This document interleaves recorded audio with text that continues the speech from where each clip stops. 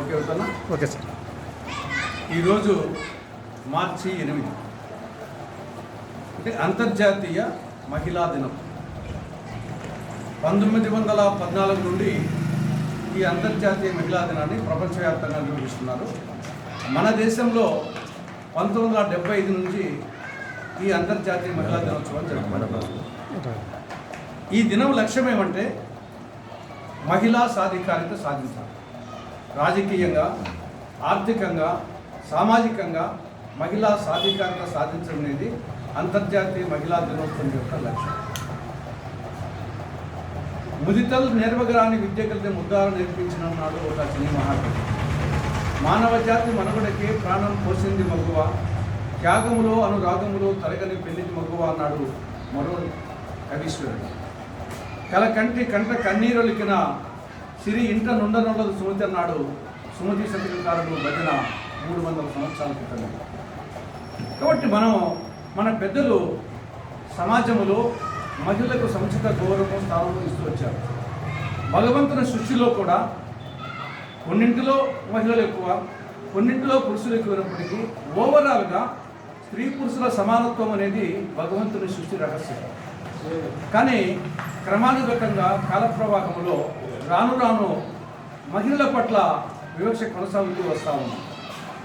ఈ వివక్ష అనేది మాతృగర్భంలో ఉన్నప్పటి నుండి కాలగర్భంలో కలిసిపోయేటంత వరకు ఈ వివక్ష కొనసాగుతూనే ఉంది. మాతృగర్భంలో ఉన్నప్పుడే ఆడ శిశువులను భ్రూణ హత్యలు చేస్తున్నారు కొందరు. పర్యవసానంగా 6 సంవత్సరాల లోపల వయసు ఉండే బాలబాలికలు నిష్పత్తి చూస్తే ప్రతి 1000 మంది బాలులకు 916 మంది మాత్రమే బాలికలు ఉన్నారు. కానీ భగవంతుని సృష్టి దాదాపు ఈక్వల్. కానీ మానవుని ఈ నాగరికత పరిణామక్రమంలో మహిళల పట్ల వచ్చేటువంటి వివక్ష కారణంగా ఆడ శిశువులను భ్రూణహత్యలు చేయడం వల్ల ఆ సంఖ్య తగ్గిపోతా ఉంది. పుట్టిన తర్వాత ప్రతి సందర్భంలో స్త్రీల పట్ల వివక్ష, గృహహింస, అత్యాచారాలు కాబట్టి కాలగర్భంలో కలిసిపోయేటంత వరకు ఈ వివక్ష కొనసాగుతుంది. దీన్ని రూపమాపి స్త్రీ పురుషులు సమానం, మహిళలు ఏమిట్లో కూడా పురుషుల కంటే తక్కువ కాదు ఏ రంగంలో తీసుకున్నా అని మహిళల్లో ఒక ఆత్మస్థైర్యాన్ని కలిగించేదానికోసం, అదే సమయంలో పురుషుల్లో ఉన్నటువంటి ఆ పురుషాధిక్యతను మేము ఎక్కువ కాదు సమానత్వం అనే భావన కలిగించేదానికోసం ఈ యొక్క అంతర్జాతీయ మహిళా దినోత్సవాన్ని రూపొందించడం జరిగింది. కాంగ్రెస్ పార్టీ మొదటి నుండి కూడా మహిళలకు పెద్దపీట వేస్తూ ఉంది.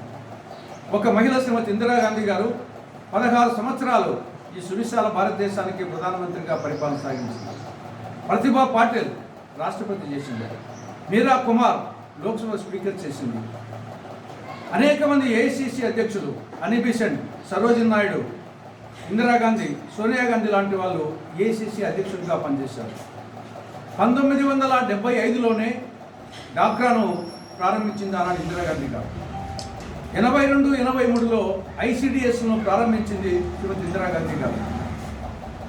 మహిళలకు అటు స్థానిక సంస్థలో రిజర్వేషన్ కల్పించింది, విద్యా ఉద్యోగాల్లో రిజర్వేషన్ కల్పించడం, డాక్రా మహిళలకు పావుల వడ్డీ రుణాలు, 0 వడ్డీ రుణాలు, ఈ విధంగా మహిళల రాజకీయ, ఆర్థిక, సామాజిక సాధికారత కోసం కాంగ్రెస్ పార్టీ మొదటి నుండి కూడా పెద్దపీట వేస్తూ ఉంది. అదేవిధంగా ప్రస్తుత ప్రభుత్వాలు కొనసాగించాలని, ఈ ప్రభుత్వము ఇలా మేనిఫెస్టోలో చెప్పిన విధంగా బస్సుల్లో మహిళలకు ఉచిత బస్సు ప్రయాణాన్ని త్వరగా ప్రారంభించాలని, అదేవిధంగా 19-59 సంవత్సరాల మధ్య వయసు ఉండే మహిళలకు మహాశక్తి పథకం కింద పెన్షన్ ఇవ్వాలని, బంగారు తల్లి అభయహస్తం ఆ యొక్క స్కీములను పునరుద్ధరించాలని, అంగన్వాడీల ఆశా వర్కర్ల వాళ్ళ కనీస డిమాండ్లను పరిష్కరించాలని అంతర్జాతీయ మహిళా దినోత్సవం సందర్భంగా రాష్ట్ర ప్రభుత్వానికి కాంగ్రెస్ పార్టీ విజ్ఞప్తి చేస్తూ ఉంది.